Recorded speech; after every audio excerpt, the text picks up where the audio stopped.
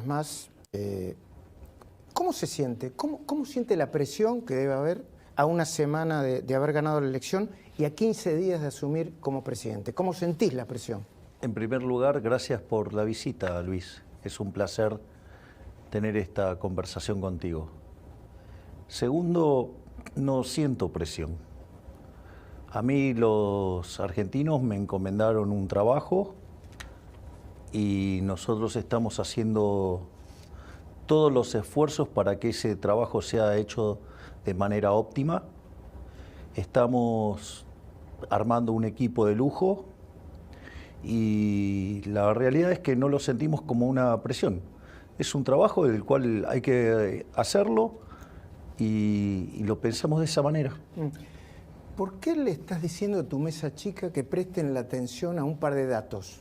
Uno, el riesgo país, y otro, el aumento de la cotización de las empresas argentinas en Buenos Aires y en la Bolsa de Nueva York.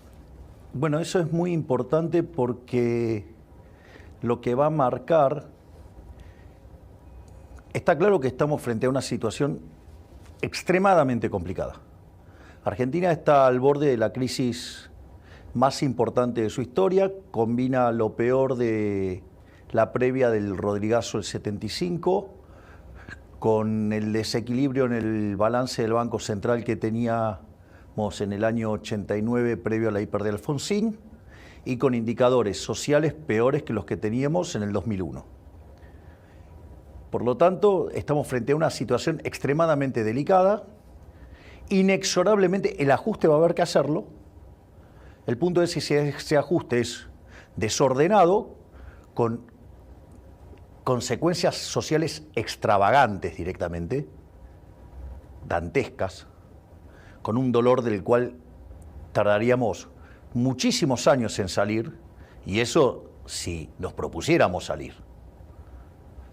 Que es algo que no necesariamente tiene que suceder eso. Puede pasarte como Venezuela y te vas a cualquier lado. O alternativamente hacer el ajuste como corresponde, poner la macroeconomía en orden, y eso evidentemente también va a tener consecuencias negativas, pero son transitorias. Y una vez que se acomoda la macroeconomía, se dan las condiciones para que todo vuelva a estar mejor. ¿Por qué es tan importante este indicador? ¿El de riesgo país o Bueno, están relacionados. En realidad, cuando baja el riesgo país, lo que te está pasando, que es la contracara de que están subiendo el precio de los bonos, quiere decir que la tasa de interés está bajando. Y cuando la tasa de interés está bajando, pero por condiciones naturales, no por algo artificial generado por el gobierno, todos los activos de la economía valen más.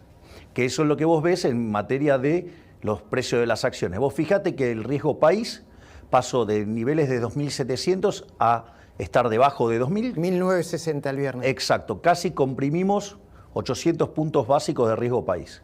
Al mismo tiempo, las acciones en promedio subieron más de 40% en dólares y en el caso de YPF subieron 64%. Es decir, que cuando vos generás estos incrementos en los precios de los activos financieros, la contracara es que quiere decir que tiene sentido invertir. Y eso no es menor, porque ¿cuál es el punto central? Cuanto más rápidamente baje la tasa de interés, el impacto negativo sobre la tasa, sobre lo que tiene que ver el nivel de actividad va a ser mucho menor y el sufrimiento va a ser mucho menor. Por lo tanto, esto nos ha dado mayores fuerzas para redoblar nuestra apuesta en favor del equilibrio fiscal y del respeto de los derechos de propiedad a rajatabla, porque evidentemente el mercado leyó la señal a la perfección, por lo tanto nosotros vamos a avanzar en esta agenda de una manera inclaudicable, porque si nos acompañan los mercados financieros y las tasas de interés caen, va a ser doloroso, pero va a ser mucho menos doloroso. Es decir, cuanto más caiga la tasa de interés, menos va a doler. Menos recesión, digamos. Exactamente. Es decir, vas a tener una V, pero la profundidad de la V corta va a depender de cuánto baja la tasa de interés. Si baja poco, va a ser muy aguda. Si baja mucho, la V, casi se vuelve una tilde, ¿no? ¿Cómo fue la reunión con Kristalina Georgieva? ¿Fue protocolar o genera expectativas. Yo pienso en un préstamo del Fondo Monetario. A ver, vamos por partes. La reunión tenía un carácter protocolar. Es decir, las reuniones protocolares suelen durar unos 15 minutos.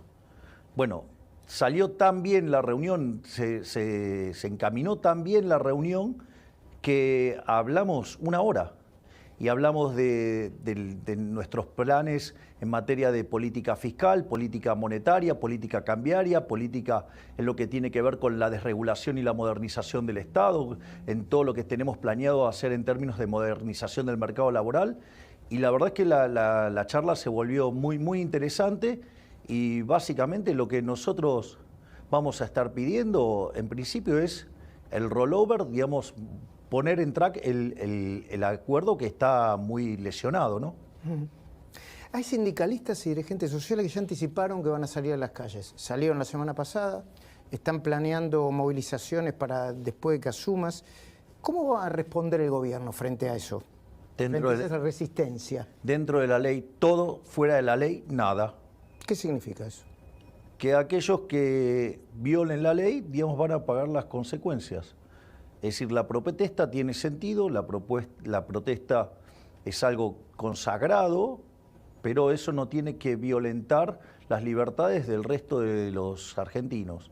Por lo tanto, y yo creo que además, en la medida que comprendan la naturaleza del desequilibrio que enfrenta la economía argentina, ahí también nosotros vamos a tener que hacer un gran esfuerzo en saber comunicarlo bien. Es decir, miren, nosotros estamos pensando en los argentinos y nosotros estamos buscando la solución que genere el menor daño posible. Si no es que somos un conjunto de sádicos que queremos generar dolor en la gente. Lo que nosotros decimos es, el camino alternativo es un desastre y es como abrir la caja de Pandora, no sabes dónde terminás. Entonces, la realidad es que el ajuste va a tomar el lugar igual. Lo que pasa es que puede ser hecho por las buenas o por las malas. Por las malas, si desordenado siempre termina mal. Nosotros proponemos un camino que una vez que pongamos en caja la macroeconomía, que la tasa de inflación empiece a ceder, que los salarios reales y la actividad empiecen a mejorar, con la consecuente caída de pobreza e indigencia, eso nos va a permitir abrir las bases o sentar las bases de un proceso de crecimiento genuino. Presidente, hay quienes dicen que las idas y vueltas en los nombramientos son propias de los cambios de gobierno, ¿no? que pasan en todos los gobiernos. Y otros hablan de improvisación. ¿Cómo definirías lo que está pasando vos? A ver, lo que uno ve es que... Yo te hago una pregunta. Si vos mirás la última semana, pasaron un montón de cosas. La pregunta es, si pasaron un montón de cosas, vos tenés que ir adaptando, si no, esa inflexibilidad te hace que te estrelles contra la pared. ¿A vos no te asusta eso ni te parece? No, es parte de un proceso natural donde nosotros estamos buscando el mejor equipo posible. O sea, nosotros estamos, la verdad que estamos armando un seleccionado. O sea, esa es la realidad. Entonces, y a veces la propia dinámica, hay jugadores que dicen, no, bueno, este partido no me interesa. Y bueno, y entonces hay que... Digo, no es fácil ver cómo se mueve todas estas cosas. Hay gente que le genera miedo. Vos decís que cuando se acerca el día de... hay gente claro, que... se ve, sí, desde la tribuna se ve muy fácil, pero cuando te tenés que calzar los cortos y los botines, la cosa cambia un poco y ahí muchos se dan cuenta que no era para ellos. ¿Cuál es tu relación con el PRO hoy? ¿Con Macri? ¿Estás hablando con él? ¿Están tratando de integrar los equipos? ¿Hay tiras y aflojes? ¿Cómo lo podés definir? A ver, yo, si me lo permitís, voy desde lo más general a lo más particular. Sí, sí. Yo lo primero que tengo es un profundo agradecimiento tanto para el presidente Macri como para con la señora Bullrich. Ellos tuvieron una actitud extremadamente generosa y yo creo que va a ser un hecho que va a ser reconocido por la historia, porque han tenido grandeza en reconocer que se eligió una opción de cambio distinta a la que estaban proponiendo ellos, pero como el cambio era en la misma dirección y como gran parte de la agenda era común, ellos decidieron apoyar. Eso a mí me parece de un valor enorme. Y eso ellos lo hicieron de manera incondicional. Ellos no pusieron ninguna restricción, no pusieron nada. Ese es, si vos querés, es el marco general. No quieren pago de vuelta, factura, no. Ese es el marco general. Exacto. Y de hecho no lo hicieron. Ahora, después hay otras cosas que sí ocurren. Cuando nosotros empezamos a construir los equipos, muchas personas, la verdad que son personas o profesionales que tenemos mucho en común. Y está claro que si no estuvieran de un lado, estarían del otro, digamos, por lo que el cambio representa. Ten en cuenta que cerca del 90% de la agenda estamos de acuerdo.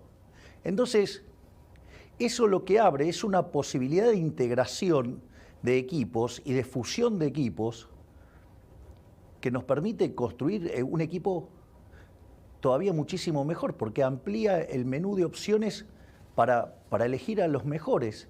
Y a mí eso, pero eso, digamos, no es, a mí no me impone nadie nada.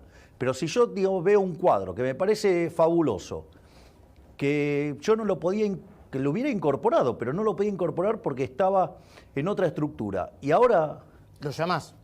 No, ¿qué te parece? No, pero quiero decir, ¿lo llamás vos? ¿O no? Sí. ¿O son negociaciones que son entre fuerzas políticas? No, los llamo yo directamente. No es una cuestión de fuerza política. Es decir, yo quiero tener a los mejores. Es más, y te voy a decir algo. En el caso del PRO, la alineación es más fácil porque tenemos un conjunto de, digamos, de puntos en común del 90%. Pero si en otras fuerzas apareciera gente valiosa, no tengas dudas que los vas a ver dentro del equipo. O sea, esto, ¿sabes qué, Luis? Acá hay un problema enorme. Entonces, necesito los mejores para resolver un problema de características enormes. Y en eso estamos. Ok. Por ejemplo, ¿qué papel va a jugar finalmente Luis Toto Caputo? Que estuvo con los banqueros, porque dice, bueno, va a ser ministro, va a ser presidente del Banco Central, secretario de Finanzas. ¿Qué papel va a jugar? A ver, vamos a ponerlo en estos términos. Más allá que las definiciones finales estarán el 10 de diciembre. Ahora, está claro que Argentina tiene un problema enorme con el balance de los bancos. Es decir, con el balance del Banco Central, que tiene que ver con el problema de las LELIQs. Eso, para tener un orden de magnitudes, haría que si vos te vas a un equilibrio tipo Rodrigazo, la llamarada inflacionaria te la podría multiplicar por 4. Primer punto, no menor. Recordemos que el Rodrigazo implicó multiplicar por 6 la tasa de inflación. Sí, si hoy 4% de pobreza, 25% de pobreza en unos días. Exacto, entonces pensá en lo siguiente. Si el Rodrigazo implicó multiplicar por 3 la tasa de inflación, por lo menos estaríamos hablando de un 1800%. Sí, no, discúlpame. No. Por 6 sí, 1800. Ahora, pero además el problema es del doble del que teníamos en el Rodrigazo, con lo cual estaríamos en 3600. Bueno, ahora ponele un problema en el balance del Banco Central que te la multiplique por 4. Listo, es un desastre. Tenés que desarmar la bola del LELIQ por 25.000 millones de dólares aproximadamente. Exactamente. El equivalente. ¿Para qué? Para evitar la hiper. Es clave para evitar la hiper. Digamos, es fundamental. Y al margen de eso, porque además te permite abrir el cepo, y eso hace que te baje la tasa de interés, que te aumente la actividad económica, que te rebote el empleo, que te mejore los salarios reales. Que vayas a una hiper como la que acabas de describir. Exacto. Entonces, necesito a alguien que tenga una muñeca financiera experta. ¿Para qué? Para desarmar ese problema de las LELIQs. Dicho esto, creo que no hay mayor experto financiero en Argentina que Caputo. Luis Toto Caputo. Entonces, es el ideal para desarmar ese problema. Y vos fíjate que el otro día tuvo una reunión con 20 banqueros y salieron todos contentos. Es decir, hay principio de solución. Esa también es una excelente noticia. ¿Y a vos no te importa tanto que sea ministro o secretario de Hacienda? O, Bueno, eso se va a definir conforme a cómo haya que acomodar el organigrama para mejorar la solución. Incluido el presidente del Banco Central. Incluido el presidente del Banco Central. Que parece que iba a ser uno y después va a ser... Bueno, está bien, digo, ese tipo de cuestiones ocurren y lo que hay que entender es que esto es un proceso. Nunca dijimos que, por ejemplo, la eliminación del Banco Central iba a ser instantánea. Bueno, hay todo un proceso de reconstrucción. Bueno, estamos trabajando en todo ese proceso de reconstrucción. O sea, hoy mi prioridad, Luis, mi prioridad a nivel económico es evitar la hiperinflación. Es decir, y voy a utilizar todos los medios dentro de la ley, respetando los contratos y respetando los derechos de propiedad para dar una solución que minimice esto, porque si no el daño nos va a llevar a los niveles de pobreza, a niveles del 95%. Entonces, la verdad que los detalles de 25º orden y que la discusión de... ¿Sabes qué? No me importa. El Congreso... Yo tengo que resolver un problema grave. Sí, sí. El Congreso es importante.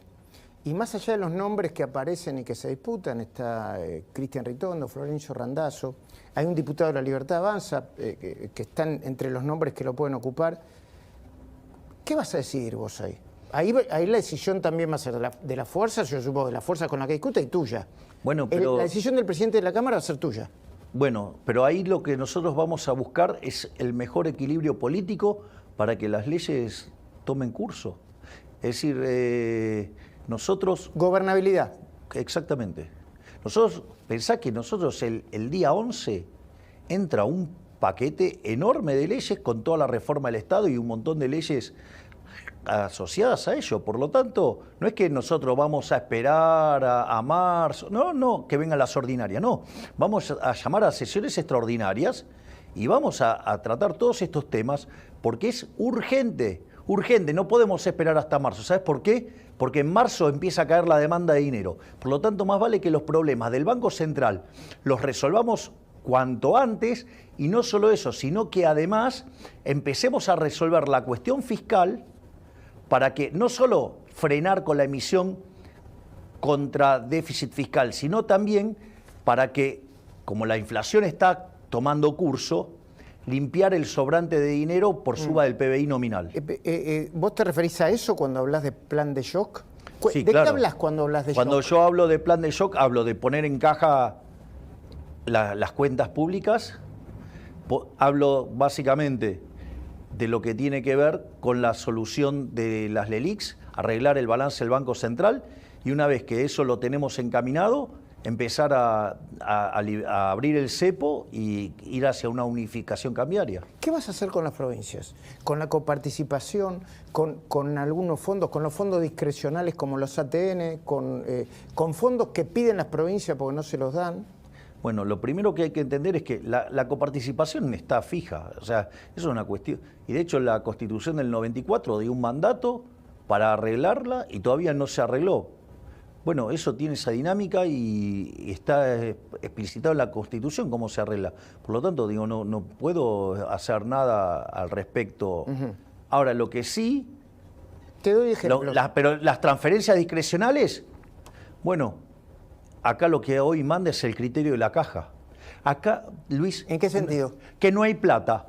Entonces yo no te puedo dar la plata que no tengo. Yo no puedo darte plata para que después darme vuelta e ir al Banco Central y pedir imprimir dinero. No, se acabó. Eso no es una solución. Lo que tenía, por ejemplo, la provincia de Buenos Aires hasta hace 5 minutos.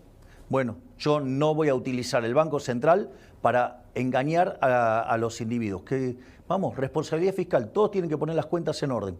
Las transferencias discrecionales, hasta que no lleguemos a una caja nula, no va a haber para nadie. ¿Qué significa una caja? No voy a ver, que el resultado financiero sea nulo. Es decir, entonces, porque vos cuando el resultado financiero es negativo te tenés que endeudar. Esa deuda puede ser con el mercado o puede ser con lo que es la emisión monetaria, que es endeudarte contra el Banco Central. No vas a emitir para... Es que quiero cortar con la emisión monetaria. Entonces, fíjate que yo estoy cortando con la emisión monetaria, porque si hacemos el resultado fiscal neutro, ¿no? O sea, que no emitís más por el fisco, y además resolvés el problema de las LELIQs, ese crecimiento endógeno de la cantidad de dinero también lo frenás. Entonces, se corta con la emisión monetaria. Y ahí ya, vos lo sabés, tenemos que esperar entre 18 y 24 meses para exterminar la inflación. Pero, por ejemplo, ¿qué va a pasar?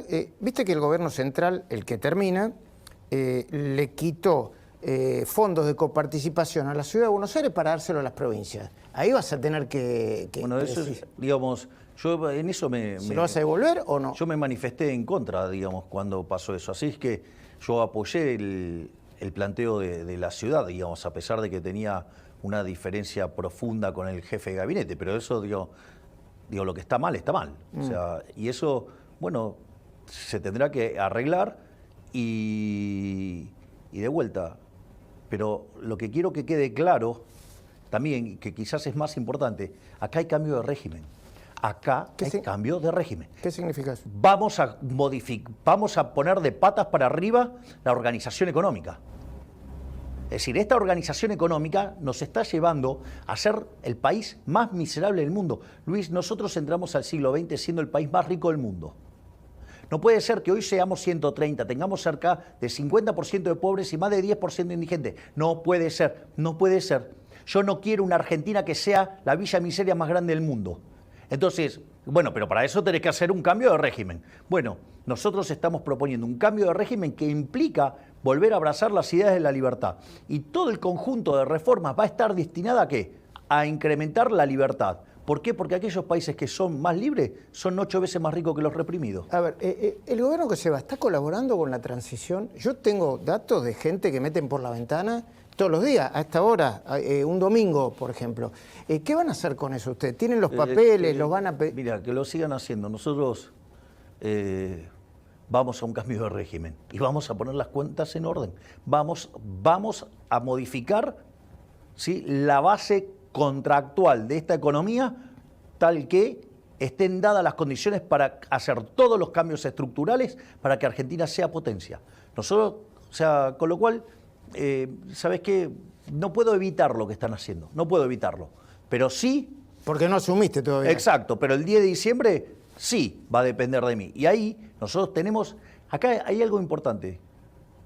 No solo que vos tenés que saber qué hacer, que es algo muy importante, tenés que saber cómo hacerlo, que también es importante. Pero hay un elemento crucial, fundamental, que es la convicción. A mí me podrás criticar lo que quieras, lo único que no vas a tener duda es que yo estoy convencido.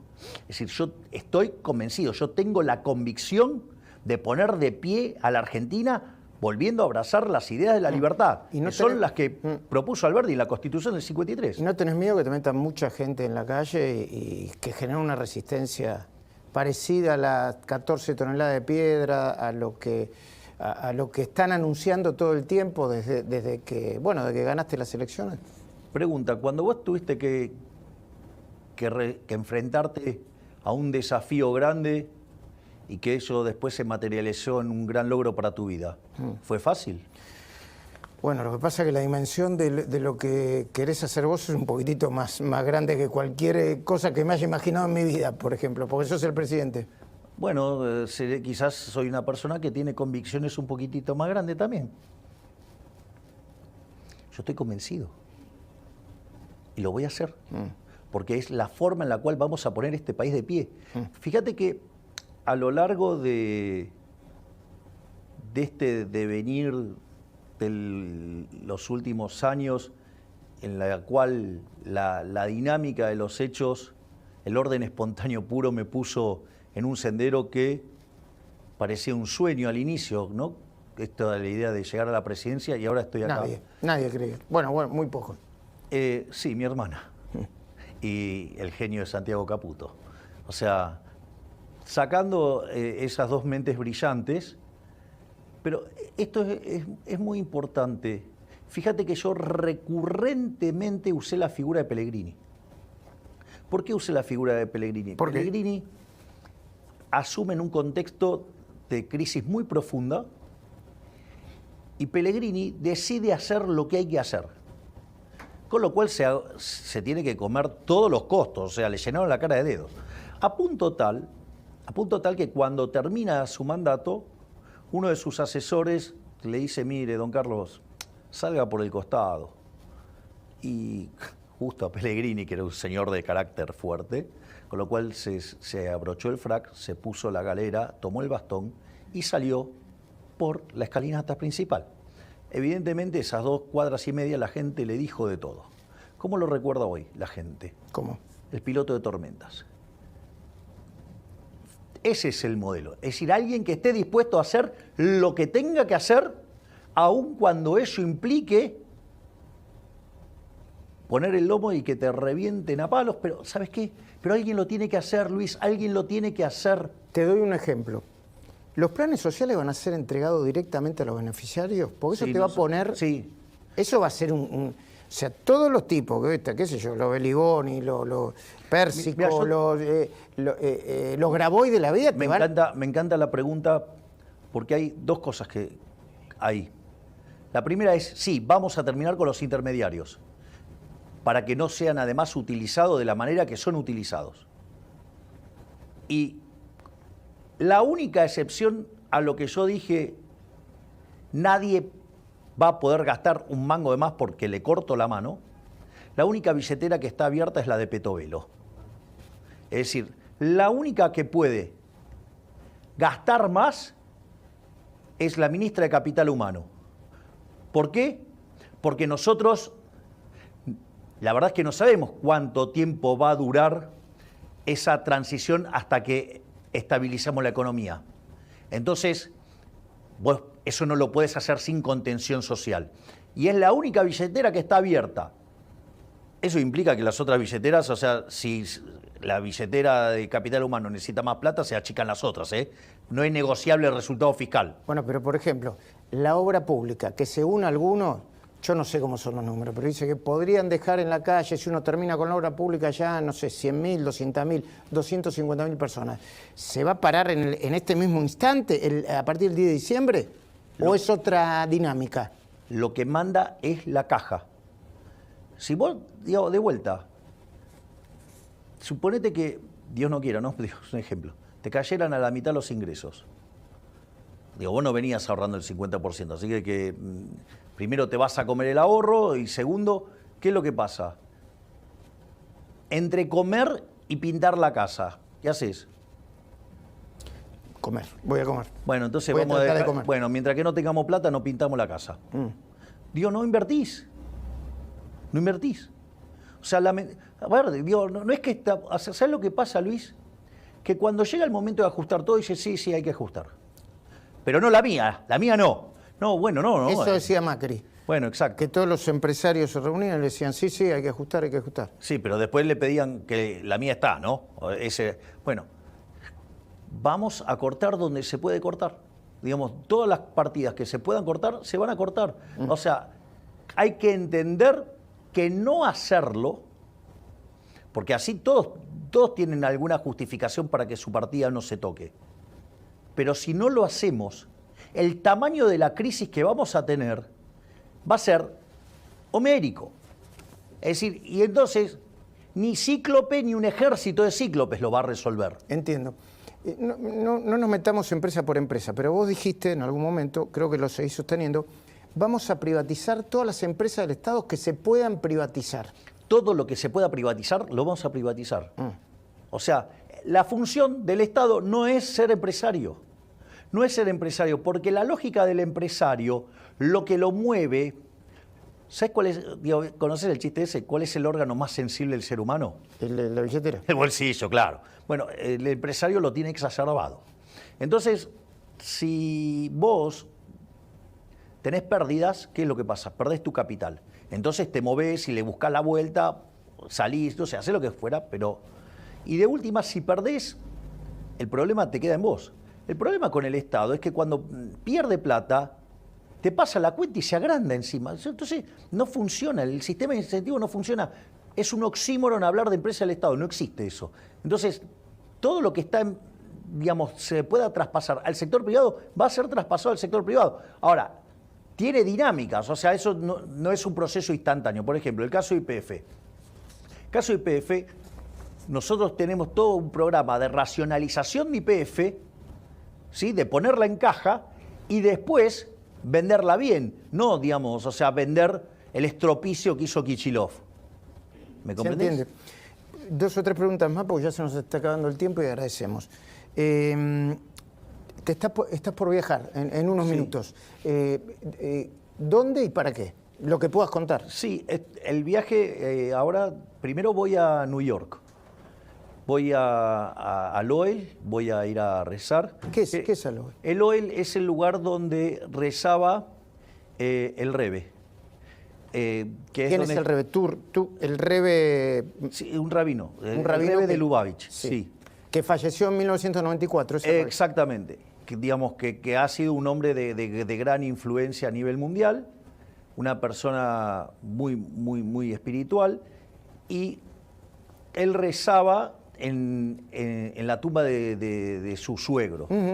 Entonces, muchos vamos y rezamos ahí, y bueno, y básicamente voy a ir a dar las gracias porque, bueno, yo ahora lo puedo decir, cuando fui, lo que yo hice fue pedir que me diera sabiduría, coraje y templanza. Sabiduría para separar el bien del mal, coraje para elegir el bien y templanza para sostenerme ahí.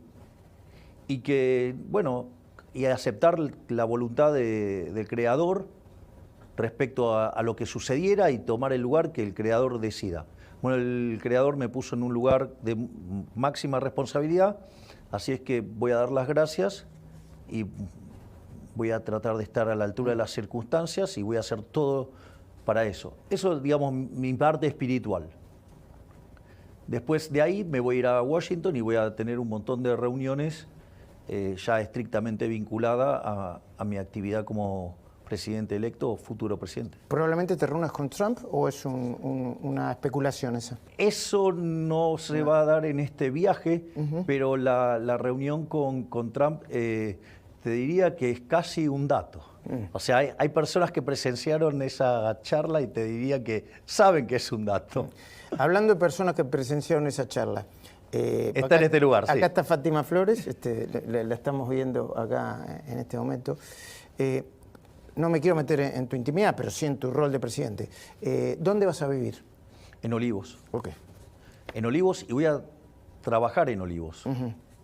Es decir, a mí me fastidia mucho todo lo que es el transporte. Digo, esa pérdida de tiempo me pone de muy mal humor, me quita tiempo, y entonces mi idea es, me levanto, desayuno y trabajar hasta que las velas no ardan. Escuché por ahí es cierto, que ibas a tratar de revisar las normas y la Constitución para quitar el rol de primera dama porque te parece algo anticuado, para decirlo de una manera.